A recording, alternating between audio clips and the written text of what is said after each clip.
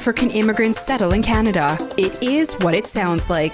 They help newcomers from Africa settle anywhere in Canada and adapt to life here without hassles, providing individual and family support, driver's road test assistance, student support, computer skills training, and job search assistance. Free consultations are available all year round. Contact African Immigration Settlement in Canada. Visit aisic.ca. That's aisic.ca. Awesome. Thank you so much.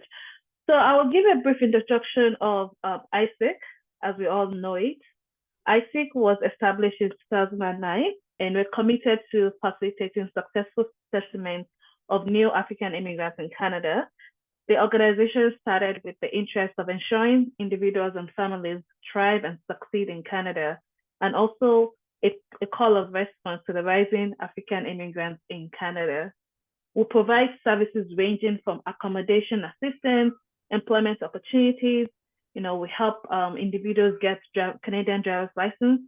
We help with financial guidance, community integration. Our mission is simple: to empower African immigrants to thrive in Canada and settle families from coast to coast. So today we'll be having a special guest, and I will pass it on to Sister Tokwe to introduce our guest. Over to you. Hello, everyone. I welcome us once again for seminar this evening. So this evening we'll be having our guest speaker. She's Dr. Jessica Joseph, and she has lots of experience and will be teaching us a lot of things today. And she's also open to answer questions. So if you have any questions while the seminar is going on, you can write it down, and when it's time for questions, you can raise them. I'm sure this session is going to be impactful, so I would like every one of us to be ready. So I would use this opportunity to welcome our guest speaker, Dr. Jessica Joseph. Please, can we give her a round of applause? We can use our digital reactions to welcome her here. Welcome. You can have the floor, ma. Okay. So thank you. Yeah, I can see myself. Thank you, everyone. We've had the word of prayer. So for the benefits of time, I'm not going to pray over the presentation. I believe God is in the house and he's going to take over everything. And, one will not just speak of oneself, but will speak so that we can all be blessed and do well. So can we all see my screen? Yes, we can. Pyramid. Okay, that's fine. Thank you very much. So I'm just going to go over to this presentation. And when I was asked to present, it was a bit like, okay, what exactly is required, or what's the brief? And Pastor Gabe and I spoke quite a few times in the lead up to this. But it's a whistle-stop tour. I might not be able to cover everything because of the time we have, and obviously health is a big topic. It's broad, but it's looking at health from the perspective of a new immigrant, whether you are fresh off the boat, as they would say, or you have been here for a few years and settled. There's still something we can all learn from one another. And I'm hoping to make this presentation or this discussion or seminar interactive. So there will be times where there will be questions asked. Please, if the questions are being asked, they're not going to be rhetorical. If you can please throw in an answer here or there, it'd be really appreciated. And I pray that we will all benefit from this. So this is the title of our presentation, Health is Wealth. And it's talking about a healthy, fresh start for new immigrants. And we're all welcome. Welcome if you've been here for over 20 years, if you've been in the diaspora for longer than that, if you've been in the diaspora for a few months, we're all welcome. Whether you're new or you're a bit longer in the tooth, as we would say, they're all challenges that one faces because you're at different phases of your life and different stages of achievements, what you're trying to get. People that migrate, whether they emigrate out of a home country or a previous base country and immigrate into a new one, will do that for a whole variety of reasons. Maybe the skill sets they have are better served or are required in a different place. They want an adventure, they want a change of life, a different pace of life. For whatever reason, human beings over the millennia have always moved from place place to place. But a lot of people that move from the African diaspora and emigrate out of their home countries, a lot of them emigrate for what we call like the long term. So they're not just expats who just move away for a few years and go back. They're usually emigrating for a long time. And with that, a lot, research has shown most of the African immigrants that are moving to Canada actually are people in their 30s and above and are coming in as families by and large. So if you think of people who are not, if you're in your teenage years, early 20s, life is just starting out for you. You're not fully formed yet. You're not fully formed in your career. You've probably not settled down to have a spouse just yet. But usually if you're a little bit older, you've probably gotten a headway in your career before you've emigrated. You probably have a family or some other things that, before you finally move. And so it's a big change. When you're younger, you're usually, you don't quite realize all the risks that come with moving. So it's not as big a risk for yourself. But when you're a little bit older, there's a lot more logistics that need to be taken into place. And if they don't happen, can impact your landing and how you do when you first land. Besides the challenges that come with emigrating and moving into a new country and needing to get accommodation, find a job and all those things, we want to buttress the aspect of health. And actually, health is foundational. When people move, they have goals they want to accomplish. Oh, within 2 years, I want to have bought my house. Oh, within this time, I want to buy land in Africa. I remember in the UK, we had recently, in the last 5 years, we've had a huge influx of migrants from Africa following Brexit. All the roles that used to be fulfilled by EU citizens are now being fulfilled by citizens from Africa and the greater Commonwealth, because there's now shortages, and roles for people to fill. And, by the grace of God, being in an African church, a lot of the African diaspora, they look to the church for help and support when they first settle into a new place.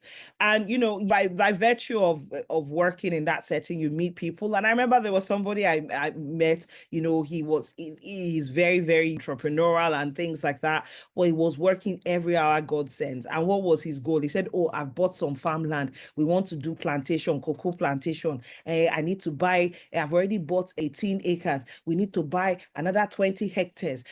My other mates that have come. And I was like, because at that point he was having issues because he had just married, his wife had just gotten pregnant, had a baby. He wasn't actually sitting in the now and allowing the family to settle. He was just like, I have to get this, I have to get that. And sometimes as leaders, you have to be like, young man, it's a marathon. It's not a sprint. There's no running up and down and things like that. And also, if your wife is unwell and she and the family is not settled, we've not done the right things, all these things you're trying to get, you will end up, all the money you end up spending it on ill health, or you end up not having the time to do what it is you want to accomplish. Why don't we slow the pace? Why don't we sit down, take stock of where we are and do all those kind of things? So health is, the long story short with that story, health is important. Health is foundational to the goals that need to be accomplished. Not just your personal health, but also your family's health, your loved one's health. Because, ill health is more than, okay, yes, we have provincial health here that will pay for a lot of things.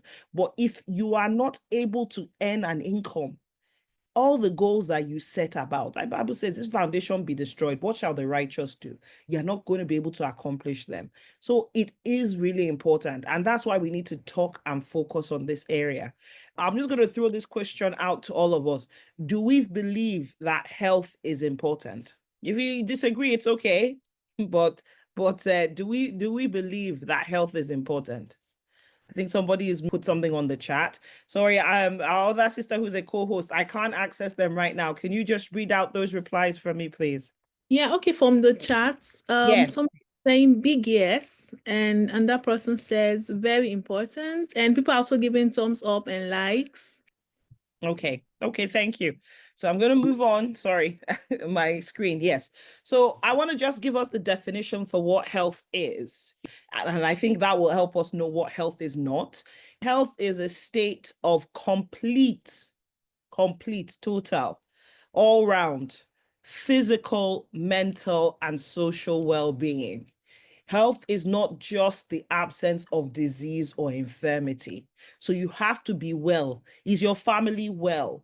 Are you in a good place socially where you're interacting with others in your social setting? Mentally, can you process and problem solve and resolve issues? Are you with all the things that come with that? We'll look at that in a bit. And physical health, is your physical health well? It's not just, oh, I can get up and I can go to work. Oh, I can stand up and wake up in the morning, even though you have to drag yourself to do that. That's not true health. Health is you're overall well. And also we see in healthcare that different socioeconomic groups have different definitions of health. For example, people who have lower socioeconomic background, they basically see health as the absence of disease or infirmity, or even not even the true absence of disease or infirmity, but probably, oh, I can get up and I can go to work, I can pay the bills, so I am healthy, thus I am healthy. Whereas people from higher socioeconomic backgrounds, higher educational levels, see health as something to continuously aspire towards. Oh, okay, I'm at this level of fitness, I need to improve over this level of fitness.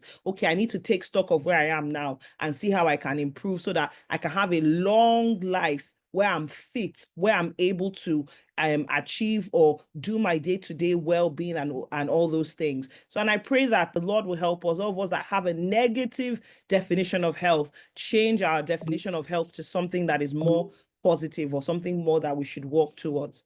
Another point as to why this is important, scripture wishes us to prosper and be in health. It's there. Being healthy is not just, it's not, oh, or having disease, not, oh, God wills it. The Lord wishes that we prosper above all things and be in health as our soul prospereth. And I think it's important to buttress because, by the grace of God, I've been doing this job for some time.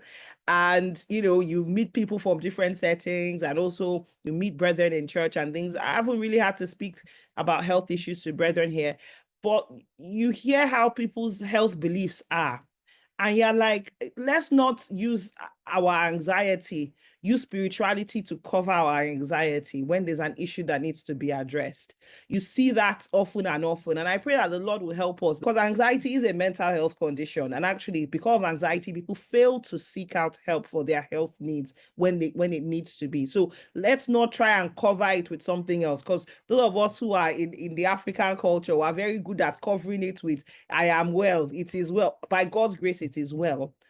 But when things need to be looked into and need to be addressed, please let us do so, and we'll see that the health setting here is more like, let's do maintenance. Prevention is better than cure. Let's not wait until the thing has reached the end and it's at the crux, and then we have to spend time walking and praying and things like that and asking God to deliver us. There's a role for preventative medicine, and you will see that in that culture.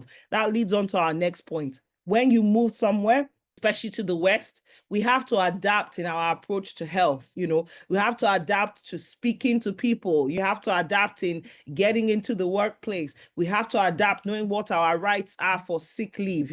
Are you entitled to 2 mental health days in a year? If you have Blue Cross, are you entitled to what's the cover for allied auxiliary services like massage or chiropractor or physiotherapy? Are we aware of those things? Do we go for regular dental checkups? Do we go for regular annual health checks? Those are some of the things that we need to adapt towards, that in this different culture. Also, like I said, here it's people are more likely to present early. You don't come to the doctor and in a 15-minute appointment drop a 1 hour, 30 minutes worth of issues because you've been piling it up, So whereas maybe where we're from, we may do that. Also, how do you phrase and describe your symptoms? There's some of these adaptations we need to check. Where I used to work in Motherwell, we had a very huge multicultural setting. So we had people that were from the Nigerian or Ghanaian diaspora, some of them straight from Africa, some of them had lived in other European countries like Italy or Spain, for example, before moving here. And that affected, the two groups were different in how they presented for healthcare needs. The ones who had lived in Europe for longer, they were more proactive in coming to seek for help. The ones who had been in Africa before coming straight away, they were not as proactive, or they would come in, and the way that they would talk to my colleagues loved having me there because I was a cultural translator.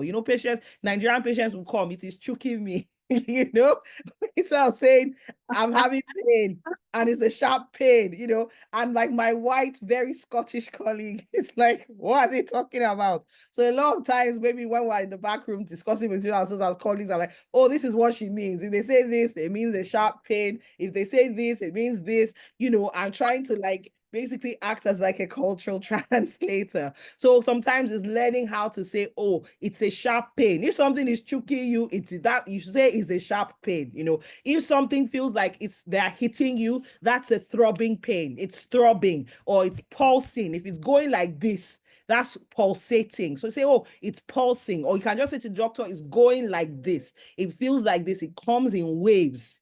Simple things like that, because if you don't describe your symptoms, they will misdiagnose you, because the communication is, I have to understand what you're saying from the history so that I can diagnose you appropriately, so that we know, oh, okay, it's this. For example, there was this boy, dad was from a francophone country. They kept coming in. Something is wrong with him when he's playing sports, So and the father would come in very annoyed, because the boy was in a football academy and, you know, likely to become a professional footballer. So he was agitated. So one day I just said, okay, let me have the appointment with them and spend time talking with them. And then really started talking what exactly, and told the father to keep quiet. Let the boy describe what is going on. Because sometimes as parents, you're not the one experiencing it, and you're the one talking. Is that your adolescent child? If the doctor wants to talk to your child, let them talk to your child. You know, these kind of things. And then you say, okay, what's going on? And then eventually I worked out that the boy was experiencing chest tightness in asthma, which was being induced by exercise. And because of the phraseology, this thing had been going on for like 6-9 months. And they only come once, they won't come again for another 3 months. So you cannot even follow up. That was what was going on until they came to the point of frustration. If somebody didn't have the time to sit down and listen to them and say, okay, let's tease this apart, that's how their approach to healthcare would have been continuously. So that's why I'm trying to say it's important to sometimes learn phraseology, or, you know, describe things as best you can so that people can work out how best to help you. And you see that in that cultural thing. The other thing we notice, and this is documented, I studied in the UK, they taught us this in the medical school, and I've seen it, and it is true. Ethnic minorities, they like to present to the emergency room. Most of them don't plan to, oh, let me go and see my family physician. Let me go early. Let me follow up this health condition I have and things like that. They always present to emerge. And that leads to lack of follow-up, adequate follow-up, unless you have a good family physician that reads the letter from emerge and says, no, I need to follow this up. Let me arrange an appointment with this patient. And, you know, and all those kind of things can lead to your health conditions not being dealt with in time, and can lead to ill health or disability, you know, lack of proper fitness into your old age. So we need to also recognize that cultures differ in how they approach health, and the system that we're in the West. Yes, everybody is under pressure now, especially since COVID, especially since the baby boomers started retiring. So the staff rates has gone down, but the approach to healthcare is that you should need to see a primary care physician for routine things or see things early. And then you go to emergency when it is a true proper emergency. And I pray the Lord will help us with that as well.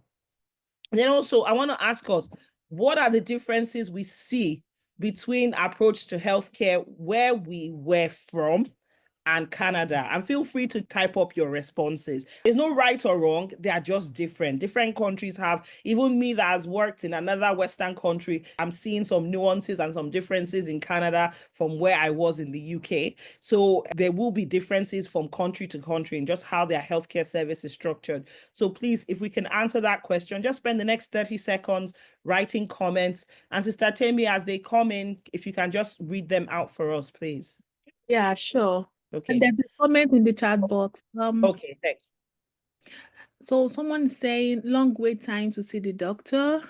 Then another comment is saying frustrating thing was having to book an appointment before seeing a doctor. That even in even in Nigeria, I don't need to do that. It was very strange. Yeah, and to be honest with you, in Nigeria, we're very organic in how we do things. We are the country of last minute.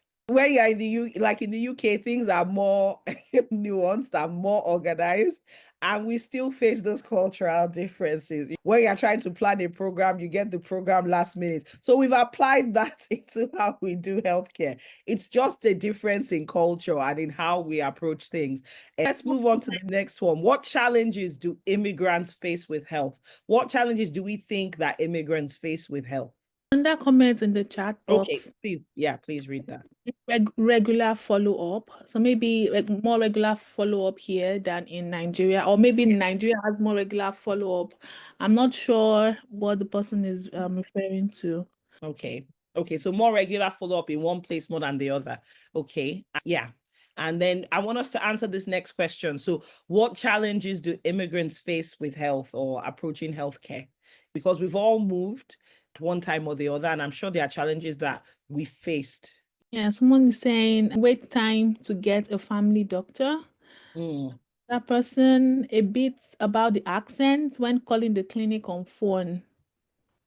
And I think those who are coming in now are having difficulty finding family doctors. Okay.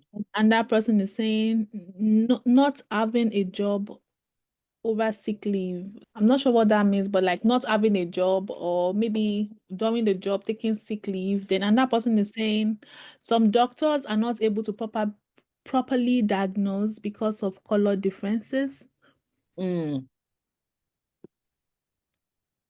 Yeah, and that's true for those of us who are darker skinned.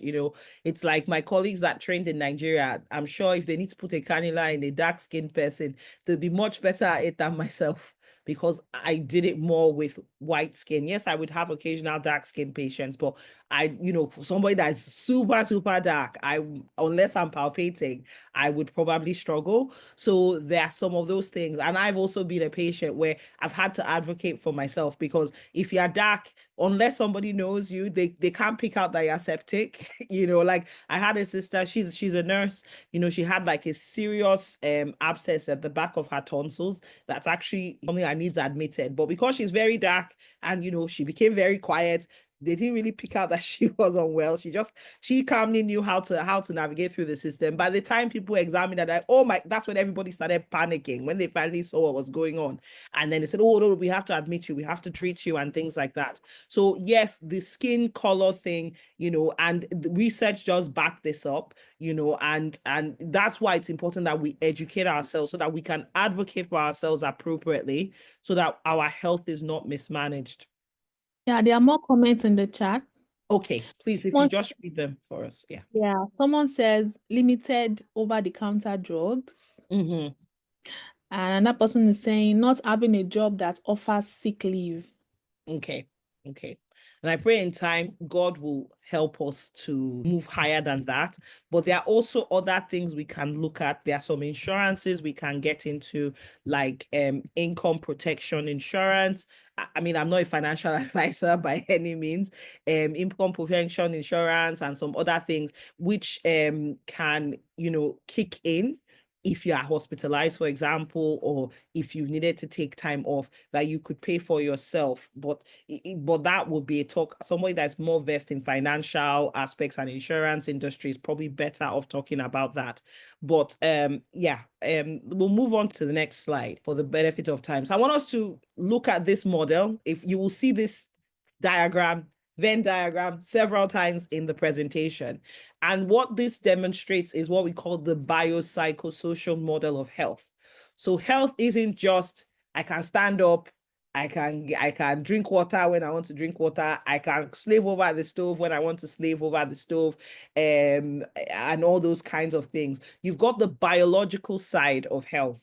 And this is showing you the factors that affect that. So your genetic vulnerabilities, you are born with the DNA you are born with. You are born into the family you are born into. Some of us, unfortunately, maybe through what happened when we were in utero, in pregnancy, we became, or during the birth, maybe the birth wasn't managed appropriately. Some people become disabled because of that. Then there's also your overall physical health. There are some vulnerabilities genetically to some conditions. For example, as Afro-Caribbeans, if you didn't know this, I'm sure we do, we are genetically predisposed, vulnerable to hypertension, meaning that we, more than any other group, need to watch out for that. more so than anything. People who are from the Southern Pacific, they are very high risk, and your native Canadians, high risk for type 2 diabetes. So it's in the genetic code. It doesn't mean that they will get it if they take certain steps, but you're more vulnerable than other groups. So you need to watch out for those things in particular. Also, other aspects of your health, you can see that the mental health is actually a combination of biological, social, which is your peer groups. Do you have friends? What are your family circumstances? Did you grow up in trauma? Did you grow up in a household where father cannot trust mother, where it was a polygamous house, so you cannot even trust your half siblings, where your mother is saying go and hide it, so don't let anybody know anything? These things affect your psyche. They affect how your mind works, how you think or approach to things. What was your school? What was your schooling like? Were you educated in problem solving? Were you educated in emotional intelligence? Did you face trauma? What your family relationships like? Are your family members, like the bond that is closer than a brother, or is your family relationship the one's enemies are those of his own household? These things affect your health. They affect your mental health and your well-being. Then we look at the psychology of things. What's your temperament? Are you choleric? Are you sanguine? Are you phlegmatic? I'm sure you've read about all those kind of things. Are you an introvert? Are you an extrovert? Are you a thinker? Are you a feeler? Are you somebody that intuits things?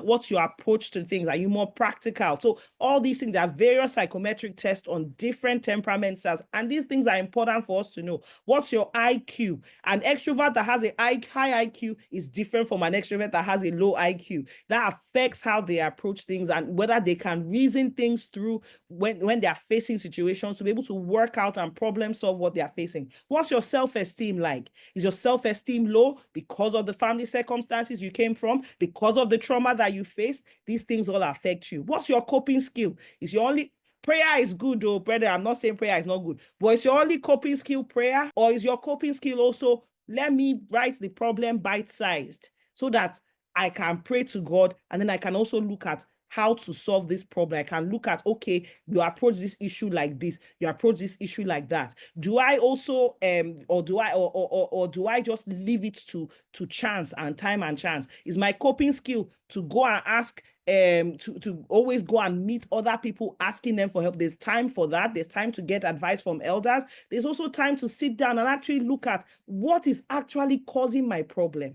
And then finally, your social skills. Do you know how to interact? Do you know how to observe people's body language? Do you know how to read the room? So all these things, they affect our health. Mental, physical, social, psychological. They are all important. And actually, you need every aspect to be in good health. And I pray the Lord will help us in Jesus' name. Now, we're going to talk about different aspects that help and influence our health. Nutrition, the fuel for success. You are what you eat, literally. And I've been able to see this day to day in my job.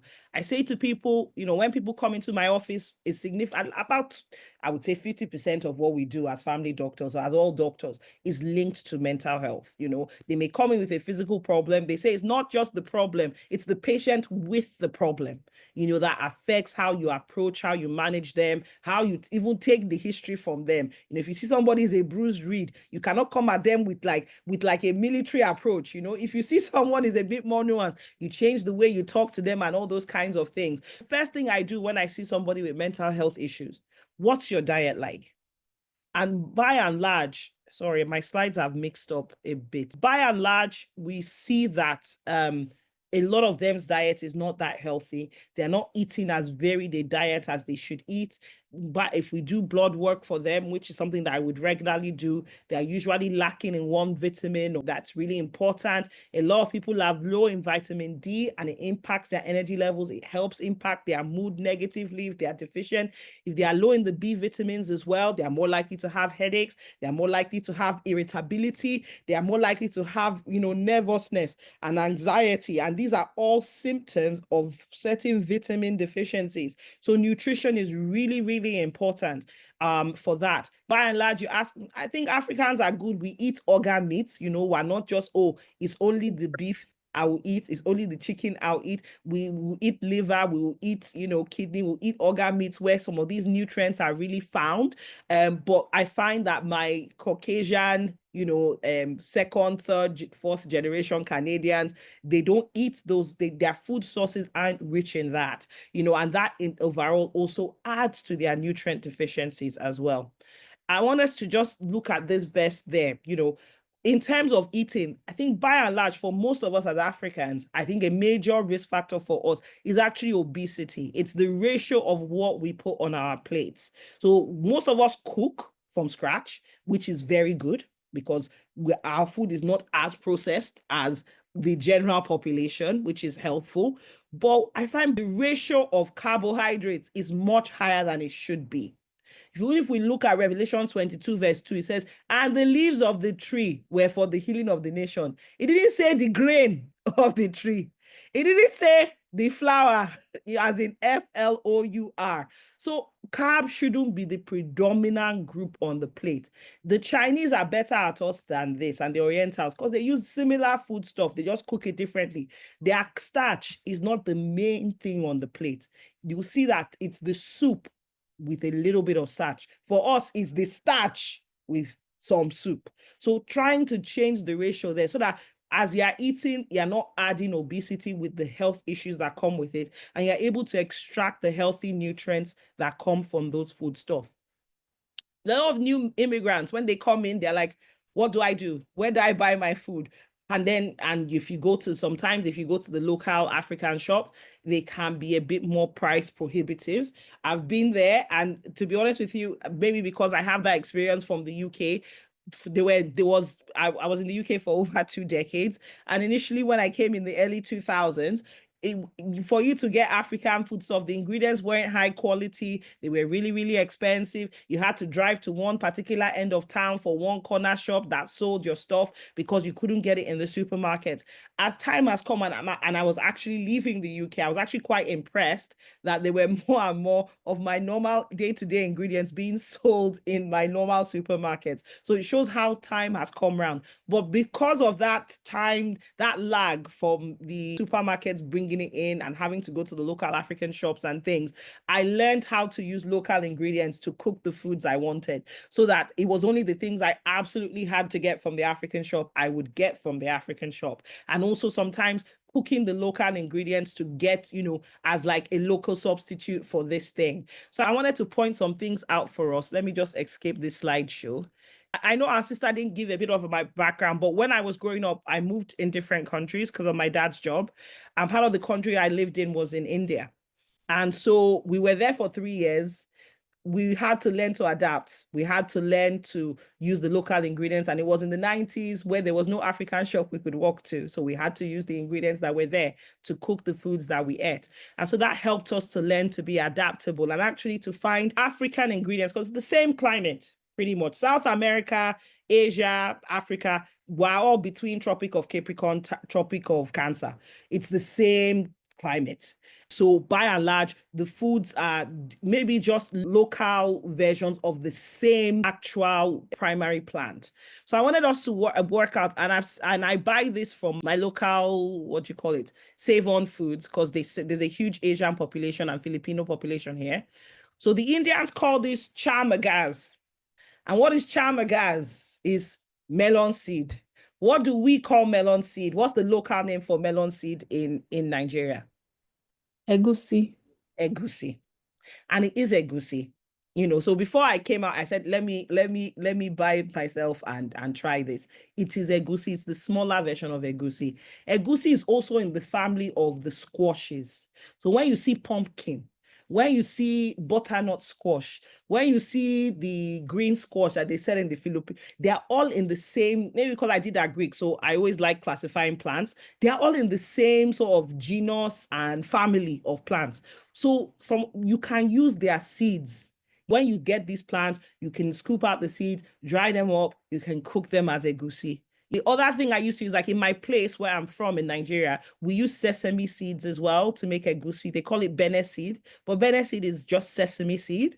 So you could just buy sesame seed, and there are lots of Asians here. Sesame seed is like It's so cheap and so readily available. Just have a good blender, blend it down, cook it. It will come out the same as egusi seed. Where I'm from, those of us that are from the east of Nigeria, you'll find that we use that, the middle belt to the east of Nigeria. We don't just use egusi to cook egusi soup. Other things that you can use as well, and I used to use this in the UK. I used to use almond flour. It's just basically almond. They've taken the husk, the brown husk off, and it's the inside, and they've blended it into a flour. You can get the one that they said deshelled almond, blend it yourself. I used to use it to cook egusi. And the thing is, I never tell my husband that I'm making it. I make it, I give it to him to eat. When he's done, I tell him, would you believe that that is not egusi? And he's like, no, you're joking. That's egusi. And I said, no, it's not. So these are some of the things that I would do to sort of help. I also want to show us, ewedu is jute leaf. That's the English name of it. If you go, the Filipinos use jute leaf. So you don't have to pay £7 for it in certain stores. If you go to a store, the Filipino supermarket, or like I went to my Save On Foods, I literally bought several packs of frozen jute leaves for $1.99 or $1.95, $1.64. As opposed to the one that specifies that it is frozen ewedu. That's why people are paying $10 here. You can see some people are paying $10 so that, because it says ewedu, not realizing actually what is its botanical name, what is its English name, and things like that. Shoko, that people call shoko for, I know our Yoruba people use it a lot for when they are cooking. Is it our brethren that are Yoruba, please tell me what you use shoko from. Just remind me. Can you leave for roll? Yes, for efori roll. The English name is amaranth. So you can get it in the Filipino section. So they have the purple amaranth, they have the green amaranth. And it's so the purple one is the purple or red one is darker, but they also have the green amaranth, and that's what we call shoko. And you can see a variegated version here. If you go to a Filipino side of your local supermarket, you will probably see these things there, as opposed to necessarily having to pay an arm and a leg for the same foods. And these things are really healthy. They're very high in your vitamins, your vitamin A, your vitamin C, and all those kinds of things as well. So it's just for us to, and I wanted to add this last one. People say, oh, I'm missing Zobo. Just go and buy hibiscus tea. Zobo is dried hibiscus leaf, flower. The Caribbeans call it sorrel, Sorrel. It's the same thing. Egyptians use it and they make it the same way that people in the north do. The Ghanaians call it zobolo. That's what the Ghanaians call it.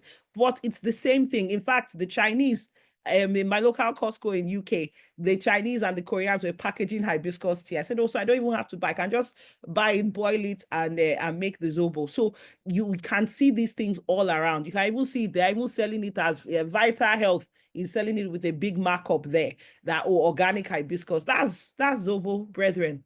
In your local supermarket. You can see some other names. Sobolo, it's not even Z in Ghana. Bisap, that's what the Egyptians call it in Egyptian Arabic. Agua de Jamaica, that's the South American name for it. Agua just means water in Spanish. Then we Nigerians obviously call it Zobo. So it's just, what are the other names for these things I use, so that I'm not having to pay an arm and a leg just for the person to label it as the name I know it as. And I'm not trying to take away business from anybody that owns an African shop by any means, but it's just to help those of us that are, your students and things like that. Also wanted to point out something I use Swiss chard. I use the leaves in Swiss chard. So if I don't want to always use kale, as a substitute, if I want to do vegetable soup and spinach, Swiss chard is very, very rich in lots of vitamins and nutrients. And you're cooking it into like a vegetable soup. You're cooking it in the way that you would cook eforiro. It adds to your health and benefits. If you are looking for scent leaf, please, scent leaf is African basil. That is the English name for it. So just buy basil, or basil, as they say in North America, and you will get your scent leaf. Okay, so that's all these things that we can do. In the summertime, you can explore your local farmers market for some of all these other ingredients and things like that. Like this summer that went past, there was a local market in Toulon because I work outside the city, and I drove up to it, and I found a man that was selling fresh okra that he had grown. He said, oh, he just decided to try it out that year. And I was like so excited that the man gave it to me for free. And I told him, I said, the Afro-Caribbean and the Asian, because Indians use okra as well, they call it ladyfinger, love okra. He's like, okay, I'm going to grow it this year. So, if you go to your local farmers market, sometimes you can establish rapport, you can set up a network with somebody that you can order directly from at source and all these kinds of things, and at a sort of healthier rate for yourself. Let me just go back to play. I just wanted to show us this quick video about how the food labeling works here in Canada. So there are some foods that are packaged for our convenience, and and we'll buy them in the shop, maybe because of our children and what have you. So how do we know what is safe for us and what the food labelings mean? So it's just a quick 3-minute video. This morning is Health Canada announces a new nutrition labeling policy. Do you want to see what it looks like? Let's show you. Okay, so here we go. This is what it looks like. Foods that are high in saturated fats, sugars, sodium will now need to have a symbol put on the front of the package. You can see it here. It is black and white, magnifying glass. You can see that.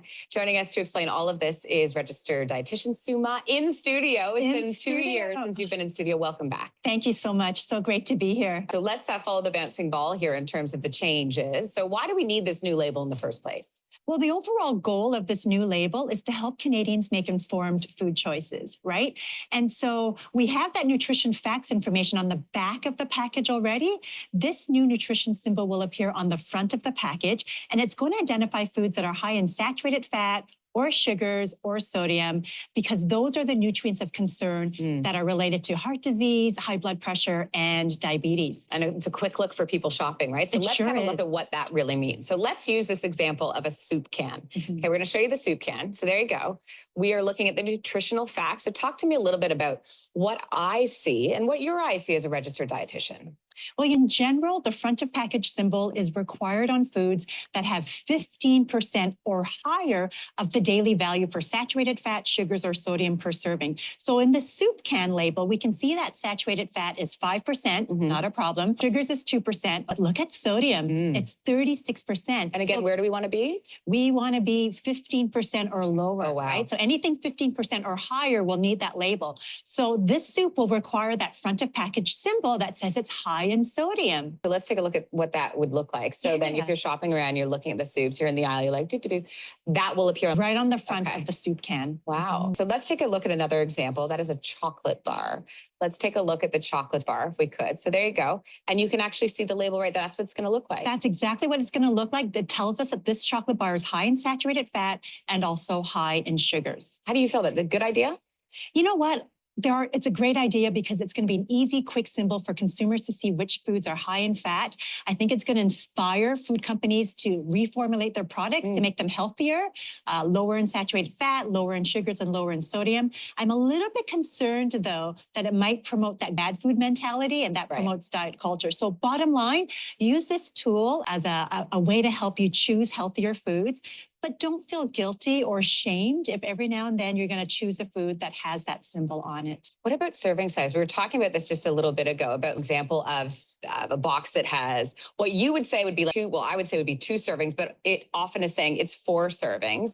So what about serving sizes? Has that been updated as well? Well, the serving sizes have been updated too. So the best thing is to check that nutrition facts information on the back of the food package and take a look at that serving size and say, hey, is this the amount that I would eat? Would I eat less? Would I eat more? And then you need to adjust that nutrition information accordingly. Because it has to be realistic. I had a bag of chips with me the other day and I was like, just sitting there and you can't stop a bag of chips. So I'm just like, and then I looked at the back of it. I was like, I wonder what the serving size of this is. And it was 28 chips. Who eats 28 chips? No. The little ones, the big ones. Anyway, Suma, great to have you in studio. Thanks for walking us through that. Really Thanks so much.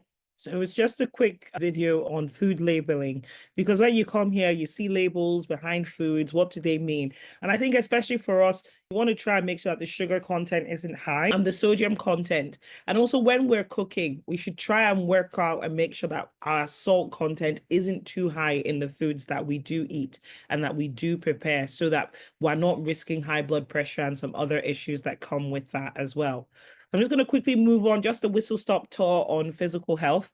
Nutrition, if you want to lose weight, 80% of the work you have to do is with what you eat. But we also have to remember that the body was made to move. So exercise is important. The Bible even says it, bodily exercise profited little. So it does profit. And it's important for us to keep our bodies moving and to exercise and things like that. And different seasons, especially here, you know, we don't just have 2 seasons, dry or rainy. We've got summer, fall, winter, and spring, and all those things affect how our joints are, affects probably how our body physiology adapts to the different seasons, and also requires different modes of exercise. One thing I've learned from my local Canadians, they embrace their weathers. So their seasons, they don't hide up in winter, they wrap up, they go and do some sledding, all those kinds of things, so that they are keeping themselves busy and active and are moving. In summertime, they do more water sports, they're doing swimming, they're going out on the lake and things like that as well. So what best works for you.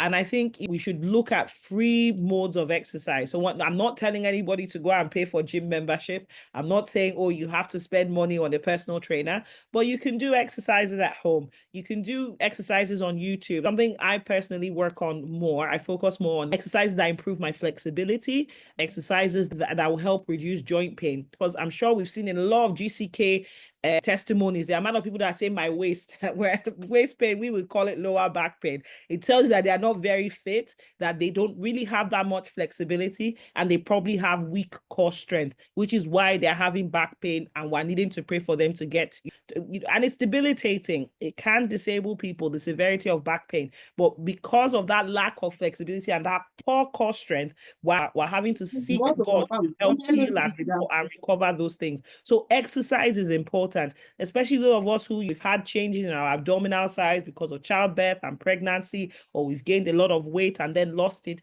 You want to get that core stability. And those of us who are in jobs where we sit around a lot, that makes our core weaker because we're not walking, we're not standing upright, we're not having to engage our abdominal muscles. So it's really important that we make sure that our core strength is there. The other thing I would say, know your body type. Are you a mesomorph? Are you an endomorph? Are you an ectomorph? Do you need to incorporate weights more into your exercise regime? I don't have the time to go into that. That's free reading for yourself when you are free, but it's important. Look at your body, know your somatotype. Which one am I? What kind of ratio of food should I be eating? What kind of exercise would suit me best? And you can look at quick exercises that have great gains, especially like your high intensity interval exercises. Even just doing 10 minutes a day is as effective as doing an hour or 2 of cardio exercise. So we need to all focus on those things. And exercise is also very beneficial for our mental health because it does help produce endorphins, those feel-good chemicals, those feel-good hormones. We get them when we pray and we wait on the Lord intensively, but we also get them when we exercise as well. So we can see that all those things, we need to incorporate them into our lifestyle. I've shown you this diagram before. I will show it to you again.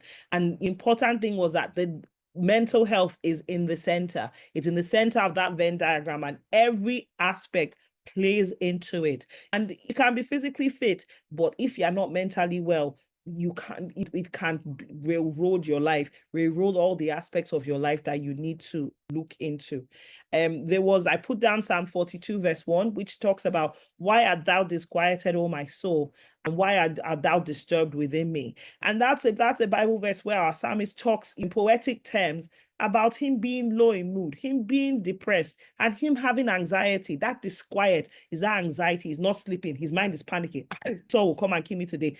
Maybe Absalom is going to do this. Maybe God is going to punish me for that. That was that anxiety and that disquiet, and his soul was cast down. That's talking about depression. And it's different from sadness. Sadness is a fleeting emotion. It comes and it goes fairly quickly, especially once it's replaced. Depression, it's like having a cloud over you, hanging over you for a long period of time. And it involves different things like loss of pleasure, loss of motivation, as well as some physical symptoms, poor sleep, people either overeat or undereat. And there's just that lack of get up and go.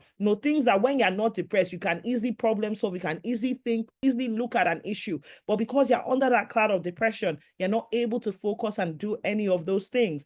That's what we class as clinical depression. And those symptoms need to have lasted for more than 2 weeks. If you see a doctor, ideally, the doctor shouldn't just say, oh, you're depressed, take this medication. They should spend time with you. What are the triggers? Sorry, if we go back to this diagram, what are your triggers? Is it because of part of it is job issues or financial issues? Is it self-esteem issues? Is it relationship issues that are triggering this? Have you faced a lot of bereavements, a lot of losses from your family or things like that? What's gone on that's triggered this up? And treatment would resolve from that. Sometimes there's mild depression, moderate, there's severe, and sometimes treatment does require medications, especially when people are having severe symptoms. All their thoughts are negative. If you greet them good morning, they are thinking that their mind is going to, this person is mocking me, or do they really mean good morning? And that negative thought process that comes with that clinical depression there. So there's a lot going on. People start to have delusions. They're reading meaning into things that they shouldn't be reading meaning into, and what have you. So it can become severe where everybody else is saying, well, this is not what, and the person is saying, no, it's like this, or they're becoming withdrawn into themselves. They're avoiding all sorts of things, holding themselves up. If it's that severe, you definitely need to intervene as a healthcare service and as a healthcare sector. But treatment doesn't always have to be medication. Sometimes we do blood tests. Are there biological things that are contributing that we need to treat? Some of those deficiencies I spoke about. Do we need to do cognitive behavioral therapy or psychotherapy so that we can change your mindset? We can change how your mind approaches issues, because you learn your approach to issues and problems from the environment you grew up in, from the people you mix with. Those things, it's not one day that you formed how you approach issues. It's since you were born, what you've been seeing has influenced the way your psyche works.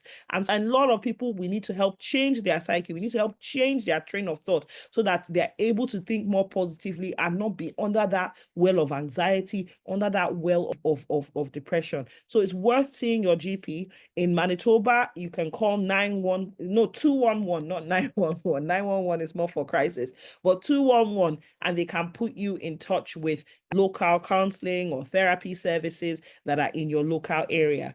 And also, I want to say it's important, if it's possible, for us to deal with the underlying cause of depression. Some of us, our depression is due to relationship issues. Do we need specific relationship counseling? Do we need whoever is the instigator and the other person needs a mind shift change? Do we need to have behavioral therapy to teach us on how to be emotionally intelligent, how to approach conflict, how to resolve conflict, and all those things that we can actually apply? And I pray that as we work out what our issues are, if any of us is suffering from that, God will help us to approach them and solve our individual issues in Jesus' name. Now, I just wanted to talk briefly about foundations. Scripture says, if the foundations be destroyed, what can the righteous do? And just to buttress the fact that it's important for us to set healthy habits, I've put down emotional intelligence tools because we're not in a vacuum. We may be healthy, but the people around us may not be mentally healthy, mentally sound, and they are bringing that into the workplace. Sometimes your boss, in whatever you do, is not mentally healthy, is not mentally sound, and they're trying to make your life miserable. And you have to learn tools on how to manage those kinds of people and all those types of things. So emotional intelligence will help you. You read the room, how to resolve an issue before it becomes an issue, and the person doesn't even know that you've resolved. It's like you're playing four-way chess and things like that. So it's really important to learn about that. And it's important to set healthy habits. If you are not healthy physically within yourself, your mind is not going to have that clarity to see things as they are coming, to see problems as they are coming, to see temptations as they are coming, to see issues as they are coming. So it's really important that you set healthy habits so that you have that mental clarity to be able to see things and to register them for what they are, so that you can take action and move things in advance. Also, those of us that are family people, please, and those of us who are single, please make time for friends, make time for mentors that will really help you and give you advice that will help your life to take on the right trajectory and right track. Make time for work-life balance. Family is important. It's not just about getting money work. It's about balancing your life so that you have a good life and your overall being is well, if we remember that definition of health.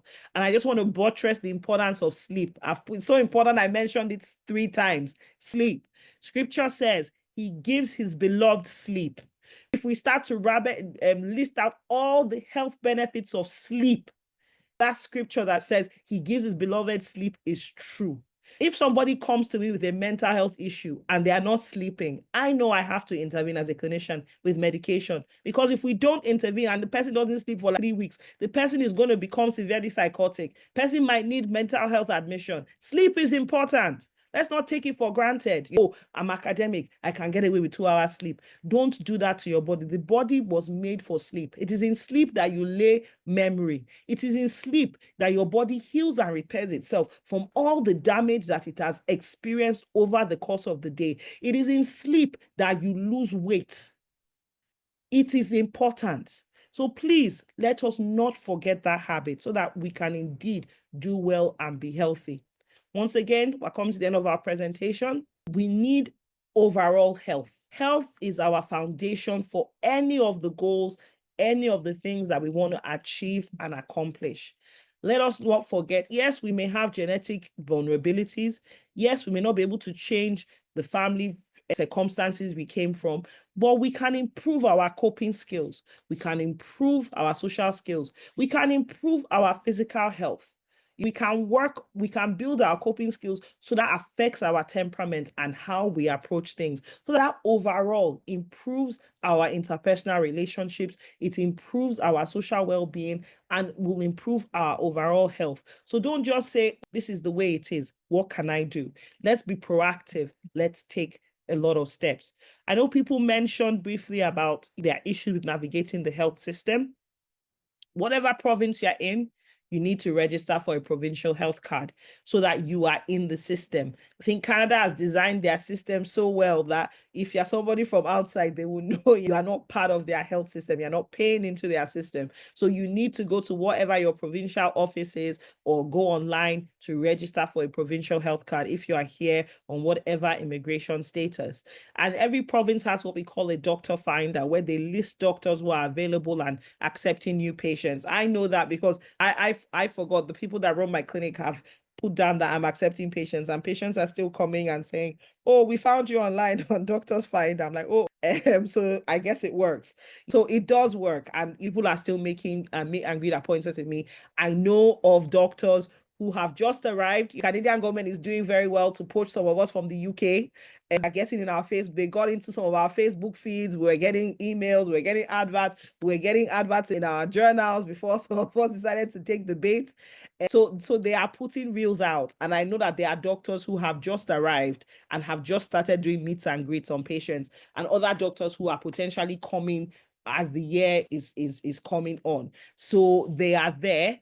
Go on Doctors Finders, call clinics and find out, oh, are they accepting patients? Are they doctors who are maybe coming in 2 months that are accepting patients? Please put me on the list, because I had patients that had already booked before I came to Canada, because they were like, just book me, or I want to be the first person to meet her, or I want to see her within the first 2 weeks or 3 weeks of her being here. So some of those things, you have to be a bit more proactive. If you expect it to happen organically, it won't happen. So you have to look out. And there are other doctors who are opening clinics around Winnipeg area. So there are doctors, brethren. It's just knowing where they are, knowing how to contact their clinics and finding them. One thing I want to stress for all of us, we mentioned how we can just walk up and see a doctor in the country we're from, but here, part of being healthy is being proactive. Please arrange your annual physical checks. For the ladies, please arrange your pap smear to be done in good time. It takes at most 2 minutes and it will help protect your life. If you need a mammogram, please arrange it. If there's anything and a question crosses your mind, please make an appointment to see the doctor. If it's something that just came across your mind, you have to ask them. Usually, you don't have to see them now. You can see them like a week or two's time kind of thing for something that's routine.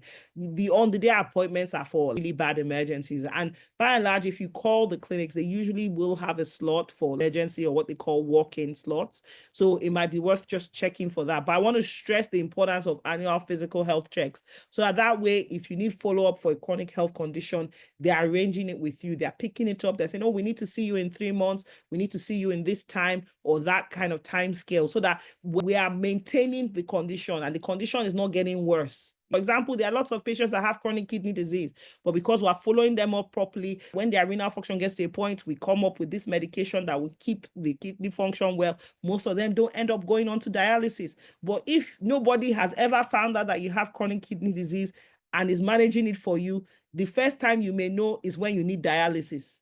That's why it's important that we go for regular checks, so that when it's in the early stages, we quickly intervene, fix up everything, and then you go through life, you don't develop the condition, or even if you do, the condition doesn't take your life. It's a condition that you live with, it's not affecting you. You don't even know that something is going on. It's doctors that are busy writing letters to each other, or they just have a quick conversation with you and are managing those things appropriately. So please, I want to stress the importance of going for your physical checks. And even if you don't have a family doctor, you can make an appointment with whatever clinic. I want to make an appointment in advance for a physical. And lots of patients do that. Patients I didn't even take on, they were coming to me for their driver's medicals. So if you're a bit more proactive, you should be able to do that. And I pray God will help us.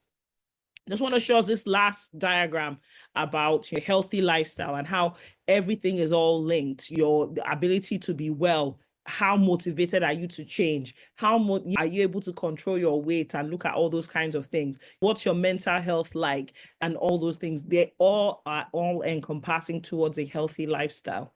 And I just want to reiterate the verse that we looked at in the beginning, that beloved, I wish for that thou mayest prosper and be in health, even as thy soul prospereth. And that we'll see the importance of laying that foundation for our health.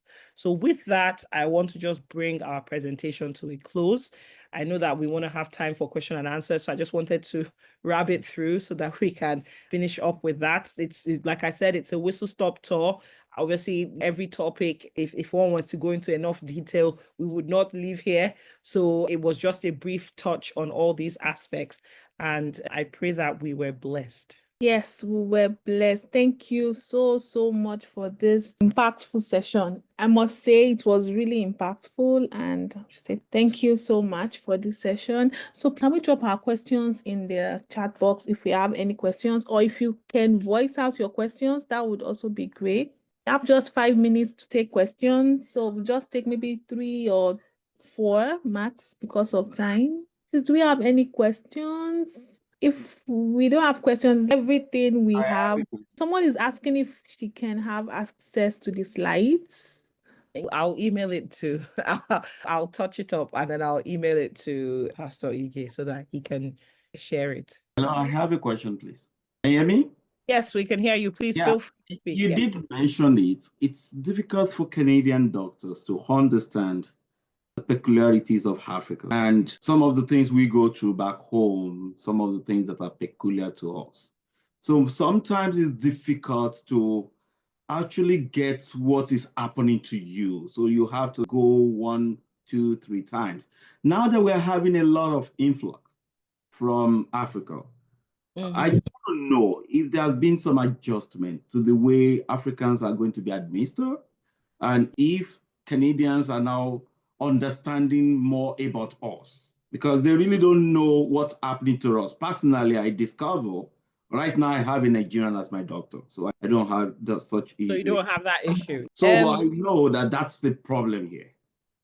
That ethnic minority health is a problem everywhere because you're the minority. But I think in due time, some of us are potentially going to be getting involved in medical education. so that it's something we can bring up with the medical school to see if we can add that to the curriculum. But I suppose if that is an issue and we want any of you to volunteer to be actors and things, will you volunteer? Because part of what we do when we are training is we do role play, especially when we're doing communication skills. So you may see, especially those of us in uni, flyers looking for volunteer actors or stuff like that for the medical school. That's why those kinds of things are important, especially when you're in that student phase, so that they can start to learn to hear the different accents. Because believe it or not, the Indians are here and the Indians are able to navigate what they need for healthcare. Why? Because they are more in your face, if that makes sense. So people have had to adjust to understand, and an African accent isn't that different from an Indian accent. If anything, I would say an African accent's a bit easier. I think the main issues are we speak British English. I've just moved from the UK. I'll say vitamin and my patients will say, oh, you mean vitamin? And I'm like, no, I mean vitamin. And I'm like, I speak British English. I'm not going to apologize for that fact. But if I need to make adjustments here or there, and they are also learning, they're learning to understand British English because it's different from North American English here. So you do see some of those things that influence it. I think the other thing as well that will help us is learning, like I said, learning how to phrase or describe things. We did a lot of science and we did a lot of commercial and maths. We didn't do a lot of literature, learning how to put speech to things because it wasn't priority for us.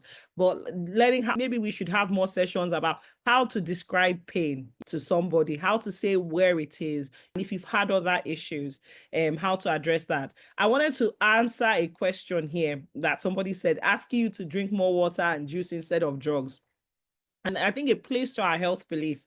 First of all, in Nigeria, we don't have the concept of prescription-only medicines. So whereas in the West, you have medications that are prescription only and medications that you can only buy from a pharmacy and prescriptions that are general sales license. And that is to protect the individuals, we the consumers, because a lot of these medications, especially the prescription only ones, they are only supposed to be used under the guidance and supervision of somebody who has a medical license because they know how long it should be used for. They know the risk factors with prolonged use, and potentially if you're somebody that needs it a bit longer, they're having that oversight to make sure that the harms from using it are not coming on. So, for example, I'll give you an example. There's a cream, if you go to an African shop, and it happened in the UK as well, and it happens here. There's a cream, Formbax A, B, and C. In the UK, in Canada, they are prescription-only medicines, the ingredients in them. And I'll tell you why. Because long-term use, there are very strong steroids in them. Polysporin has antibiotics in it, has a weak steroid. But what is in Formbax A, B, and C is what we call a moderately to a potent steroid, meaning that it's like you taking prednisone. You wouldn't go and buy prednisone and just be taking prednisone by mouth. But by you applying that cream on your skin every day, you are doing the equivalent of that. And those medications, for example, they can switch off your adrenal gland. Whereas me as a clinician, I know if I'm prescribing it, how long you should use it for, how much of an application is a dose. I would be able to explain all those things to you. And if things are not improving, I would get you back because I don't want to risk your adrenal gland function. I would let's put you on something else, or do we use it a bit longer with a bit more oversight? Those would be the things I would be thinking of. But you as a lay person, you don't know that. You don't know the risks. So that's why when you say, oh, I can't always limited, it's for your safety. There are people who have gotten kidney failure, liver failure, because they went to go and buy medicine from pharmacies. Pharmacies give me this. They don't even know the risk with taking it. They don't even know the exact dose. And we like to use sledgehammer to kill an ant. You will use something that is so strong that it then ends up being a toxic dose to your body system. So when you see that some drugs are limited, and even me from the UK, there are some drugs that I love that I can't get here in Canada, and I'm having to find alternatives. Be aware that part of it is for consumer and for the public safety. So that's why you see that those restrictions, or, oh no, you have to talk to the pharmacist, and the pharmacist, somebody has to interview you so that they make sure that it's for your own safety, it's the right thing. Yes, it feels like a pain, but it's for your overall safety so that you don't come to harm by using the medication. And somebody mentioned something about drinking more water and juice instead of drugs. If it's a viral illness, well, you maybe don't need the antibiotic because it's viral. So how could we manage it? In Canada, I think people give more antibiotics here than we do in Europe. Europe, we are much stricter in terms of giving antibiotics, because if antibiotics resistance becomes a thing, we might get to a point where we can't use antibiotics because they don't work. I'm seeing patients who they're always getting urinary tract infections, or they're always using antibiotics. It's coming to the point that by the time we're sending urine for culture, at least six of the antibiotics we could use, the bacteria is resistant. And that means that things I would have normally prescribed, they're not even working. So we are seeing that as clinicians. So when you see that, part of it is, okay, it's not that severe enough that it needs that. Your body can probably deal with this on its own. So is it worth me risking the side effects that come with that medication for not much gain, and also risking antibiotic resistance, for example, in the case of antibiotics, for those kinds of things? So when you see people saying that they're not doing it to be cruel, it takes more time to tell you as a patient that I'm not prescribing it for this reason, let's do that, let's do this, than the 10 seconds to type up the prescription and print it out. So be aware that part of it is also for your own overall and the public's overall safety with those medications there. I understand the frustrations, but it's just for us to understand that background that's going on there as well. Mr. David Dada, I think you've raised your hand. Please feel free to ask your question. I think that'll be the last question, and then we'll end for the day. It's still me. I Yes. want to ask just two questions in one. Okay. You have mentioned sleep, so which means you really emphasize that. Yes. Looking at, for some of us from Nigeria, the antecedent, you wake up 4 o'clock, you're on the road, you're not back until 10, 11, and in some ways, your body system has adjusted to that life. Even now, for me, no matter how long I sleep, once it's 5 hours, I'm up. And if I don't sleep around 9 to 10, I may not catch sleep until around 1 again. So that is a problem. How do you think we can adjust? And maybe because of that, some of Africans, not me now, we now capitalize on that, do more jobs because we think we don't sleep more. That's first question. Then second question, which you mentioned, is how do we help our fellow Blacks? Because we really capitalize on faith, and we capitalize that we are strong. And I've seen whites at age 98, 99, they're still moving around. I have them as my patients, and they're living at home. Maybe somebody just drives them to the clinic, but they're not even using walking stick or anything. Yeah, so how do we now reconcile faith with doing what we're supposed to do? Or how do we help our fellow Blacks? Because I also meet them, that you meet them, and everyone wants to dwell on faith. Even talking about protection, insurance, they say, oh, no, nothing will happen in Jesus' name. Yes, we believe. Amen. Yeah. Amen, sir. Thank you. These are I will try my best. I'm laughing not because they are not important questions. I'm laughing just to say that God will help me with answering them. So with the first question, how do we reset our sleep? So if partly some of the things we can do is trying to reset your circadian rhythm. And that's why we talk about things like exercise. So for example, exercising before you go to bed, you're more likely to get into the restful state of sleep. And also, there are some exercises you can do. For example, vagus nerve stimulating exercises, especially before bedtime, because your vagus nerve is the main nerve that drives your parasympathetic nervous system. And those of us that went to medical school, we learned this acronym, rest and digest. So most of us we are in sympathetic overdrive, which is why we struggle to sleep. So we have to start to do exercises or deep breathing. When you hear about deep breathing, meditation, making sure your room temperature is a bit cooler than outside, making sure to do some gentle exercises, especially stretches and things like this before bed. Those things help switch on the nerve that is basically the lock for your parasympathetic nervous system. And with that allows the body to try and get into that restful state so that it is fully resting. Also, for some of us, we may need additional aids, for example, like melatonin. Just maybe use it every night for like a week so that resets your sleeping time, your sleeping pattern, because melatonin is actually the hormone that our brain produces so that we do fall asleep. That tells us it's time to sleep. get into sleep. So some of us may need that just to reset that sleeping pattern for just a short period of time. Other thing I want to say, avoid blue light screens, your computer screen, your laptop, your phone, TV, 2 hours before bed, because that disrupts melatonin production. That disrupts 5-HT production, all those hormones that are going on in the brain, in the pineal gland to say, oh, it's time to fall asleep and let's get you into that restful phase of sleep. So sleep is not just something that you fall into. Sleep is something, same way that you get up and you plan how you're going to get yourself ready to get ready for work, you need to approach your sleep that way. A lot of us assume it's just something that should just happen like that, but we need to, especially for those of us that our circadian rhythm is out of whack, sleep-wake cycles are out of whack, we need to be a bit more proactive in our approach to that, so that until our body gets used to that new phase and finds sleep better to fall into. Then the second question about how we reconcile faith with what we do in terms of our approach to health. And that's why I showed that diagram about health beliefs. Because when I was in medical school, they taught us about health beliefs, that patients have health beliefs and they garner it from their society. So a patient will go and speak to their grandmother before the grandmother says, no, go and see the doctor. And then they say, oh, my grandmom told me I should come and see you. That tells you that the people around them's health beliefs are that, no, I've experienced this before. You need to seek medical attention. So those of us that are part of them, it's going to take a while for that mindset to change. But those of us that are part of their wider social circle, we can help adjust their health beliefs by suggesting, and not forcing them, but you're suggesting this kind of thing. It sounds like something you should go and see the doctor for. It may not be much, but at least they can maybe approach it or intervene one way or the other.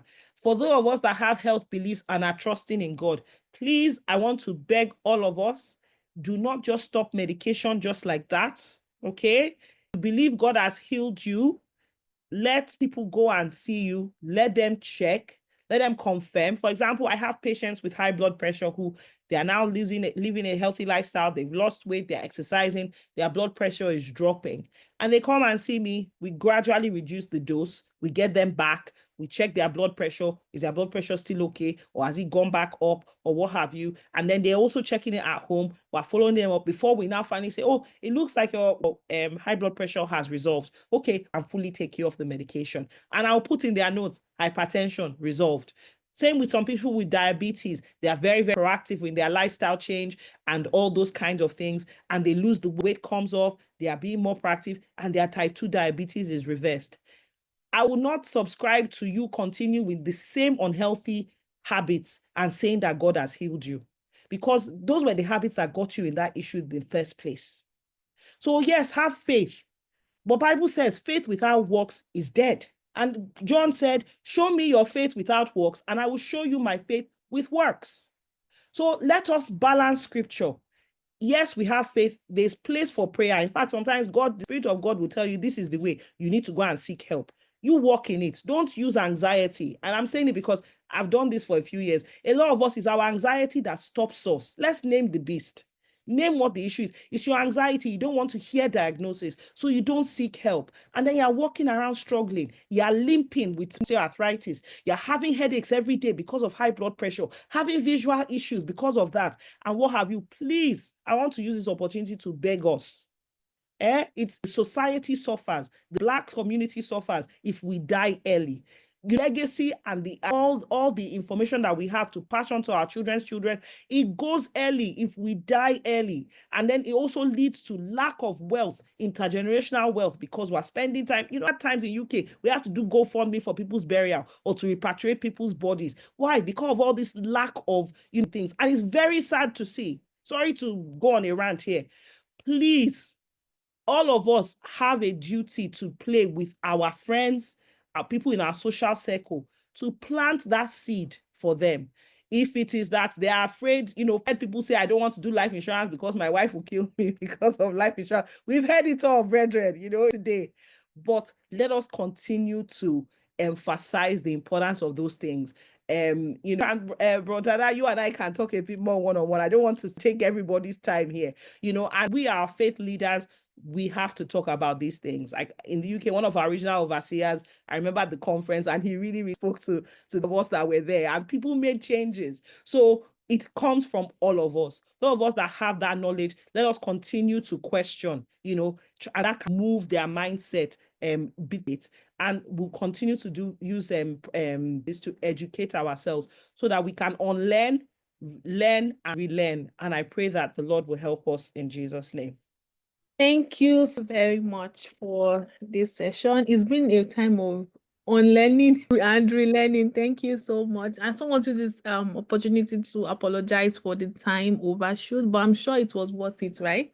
Thank you so much. Thank you everyone for joining the session. And I want to say a big thank you to our facilitator today. Thank you so much, Ma. Thank you for sharing your wealth of knowledge with us. Thank you for the counsel and advice. I know there are more questions, but we've shot over time. So maybe we can take that before we go. Sorry. More questions? Oh, okay. Yeah. So much for this wonderful presentation, our sister. I want to ask you, can you please come again for part 2? Yes, we would like to have you more time. We'll talk, so we need to look at the calendar. Go short, so we'd like to have you one more time, or one or two more times, even though, like, I'm sure I'm not the only one on this page. As in, I mean, wanting you to come back again. No, we'll look at the calendar. We'll plan outside the meeting. I'm not saying no. Well, we'll plan outside the meeting, sir. But yeah. Thank you so much, ma'am. Thank you so much for inviting me. It's been a pleasure. And hope we all learned something from it. And thank you for your answers, because it gives one an idea about what our thoughts are and our health beliefs and things, and the issues that we as ethnic minorities, especially from the African diaspora, are facing with accessing healthcare, so that by God's grace, those of us that are in the health system can start to, in time, look at those aspects to see how we can make a change. Thank you so much. Thank you, everyone.